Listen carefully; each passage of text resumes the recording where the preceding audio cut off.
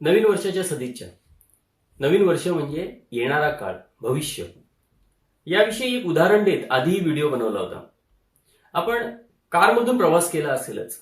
तर कारमध्ये समोर एक मोठी काच असते पुढचं बघण्यासाठी, आणि मध्ये एक छोटा आरसा असतो किंवा बाजूला दोन छोटे आरसे असतात.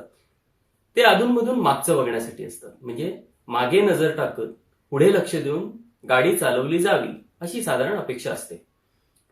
गाडी चालवणारा पुढच्या काचेत बघण्याऐवजी जर सतत मागच्या आरशात म्हणजे रेअर व्ह्यू मिरर मध्येच बघत असेल तर काय शक्यता असतात? एकतर गाडी मागे घ्यायची म्हणजे रिव्हर्समध्ये नेली जाते, किंवा सतत मागे बघत गाडी चालवली जात असेल तर गाडीचा अपघात होणार. त्याचप्रमाणे पुढची काच म्हणजे भविष्यकाळ, आपला, समाजाचा किंवा देशाचा, आणि छोटे आरसे म्हणजे भूतकाळ.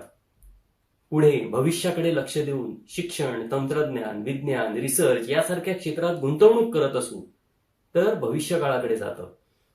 पण जर सतत मागच्या आरशात बघून म्हणजे भूतकाळात रमून खोदाखोदीला प्राधान्य देत 500-1000 वर्षांपूर्वीच्या कारणांवरून अशांतता पसरवत असतील तर एकतर गाडी रिव्हर्समध्ये जाते किंवा गाडीचा अपघात होण्याची शक्यता आहे असं समजायला हरकत नाही.